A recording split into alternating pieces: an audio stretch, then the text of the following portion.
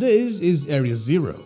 It is arguably one of the coolest areas we have ever seen in a Pokemon game, and it is so full of mystery that to this day we barely know anything about it. It is where the former emperor of the Paldean Empire sent numerous expeditions in search of a rumored treasure, so much that it caused the downfall of the whole empire.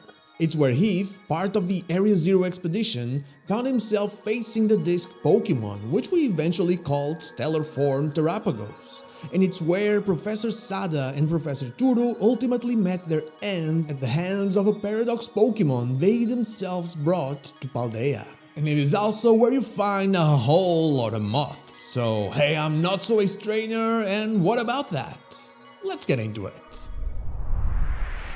Since Pokemon started back in 1996, we've seen the introduction of 8 moth Pokemon into the franchise. Gen 1 introduced Venomoth, then Gen 3 introduced Dustox and Masquerain, Gen 4 got us Mothim, and Gen 5 got us Volcarona. Then Gen 8 introduced Frostmoth, and Gen 9 got us the Paradox Pokemon named Slitherwing and Ironmoth. Out of these 8 moth Pokemon, 6 are present in Pokemon Scarlet and Pokémon Violet, and all of those 6 are present inside the mysterious Great Crater of Paldea.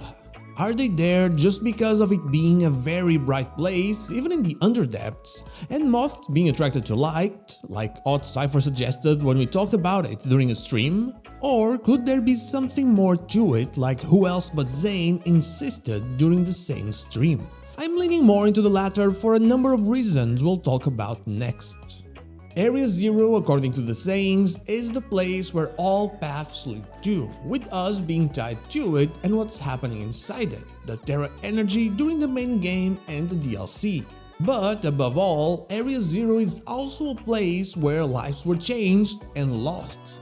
It is a place that will always be tied to death when us Pokemon fans think about it. Before I continue, don't forget to like and subscribe and even join the channel, and also answer me, comment down below what do you think about Area 0. Let's carry on now.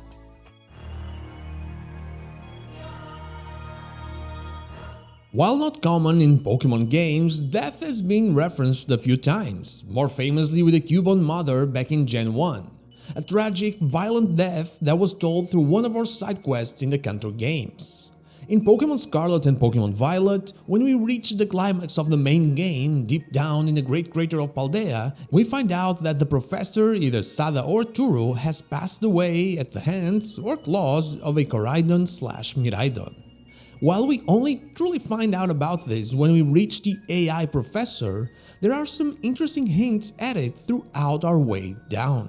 For example, as soon as we enter Area 0, we start seeing white flower floettes spawning.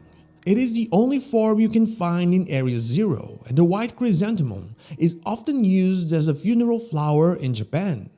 Just like the white flower, moths are often used to represent death by many cultures. For example, in some parts of Ireland, it is believed that if a white moth enters your home, someone in there will die. This is also seen in a lot of their names. For example, Acherontia Atropos, with Atropos being one of the fates that cuts the threads of life in Greek mythology, the Acherontia Styx, with Styx being the name of the river of the dead, and Acherontia Lachesis, Lachesis being the fate that measures the thread of life.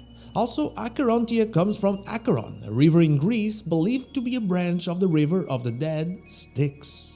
Their connection to death might have earned these moth Pokemon a place under the bright clouds of Area 0, though not only death trails behind the moth. They are also connected to pestilence, and while we can look at Terra energy and the way it spreads like an infection, I think we should tone things down a little bit, since this is Pokemon, and look at it as any kind of injury or sickness.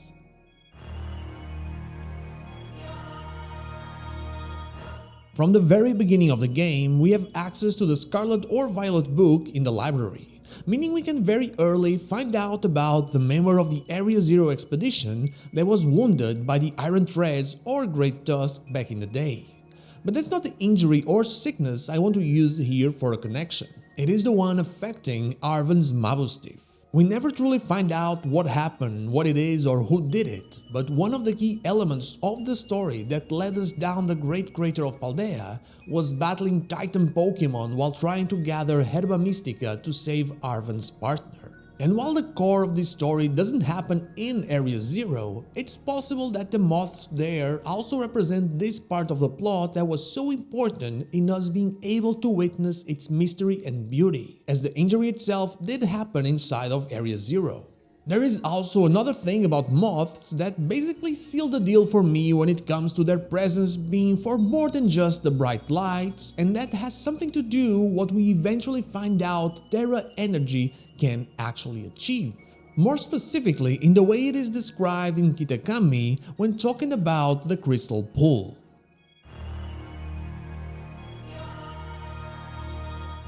In Kitakami, we are told a very peculiar thing about the Crystal Pool, and that's how it is said you can interact with people that have already passed away if you go there. We even face a ghost Terra-type Milotic in that exact spot, another great example of a little symbolic detail.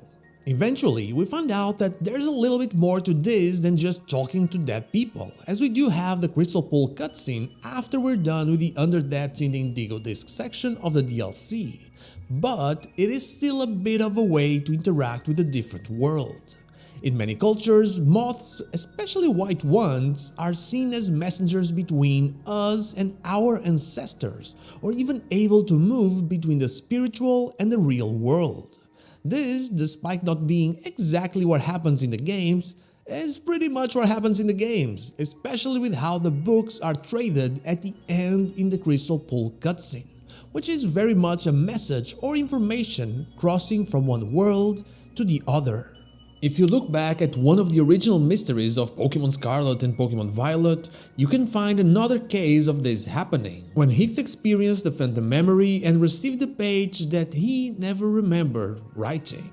It is such an incredible coincidence that I find it very hard to believe that these moth Pokémon aren't there as a nod to this mythological or folkloric lore. Then again, there's a much easier and much obvious way to look at moths and their symbolism, one that actually connects it to the whole game.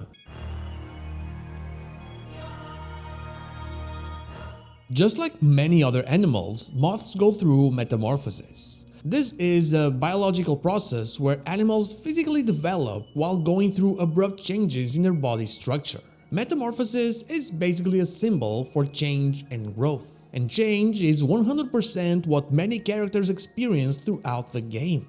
Penny went from having a hard time trusting others and being a loner to going down the Great Crater by our side.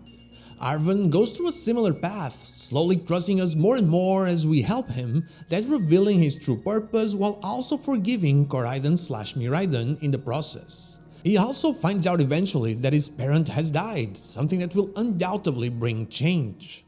Nemona is not as noticeable, but by meeting us and focusing on us, she's finally able to stop selling herself short by going all out. Carmine becomes acceptant of strangers, and Kieran understands the error of his ways, changing his posture towards us and others. Clavel literally changes his appearance, and Team Star as well. There's just a lot of it. Even Terra Energy, in a way, changes things, as it is able to make Pokemon a different type. After all of this, I am sure that moth Pokemon truly are a symbol for something in Area Zero, one that applies not only to that area but all the game. Could it still be because of all the bright lights? Yeah, it absolutely can, but for all the slack that Game Freak gets for the lackluster state of Pokemon games, the technical side, they're very good when it comes to these little details. But what do you think? Do you believe they are a symbol for something bigger? Let me know down below, because that is all I have for you today. Thank you so much for watching, and I'll see you all on the next one. But before I go, I want to thank my Twitch subscribers and newbies here, and the Dr. Joe, and my YouTube members Dash Plays and Yahtzee for going that extra mile. From the bottom of my heart, thank you all so much.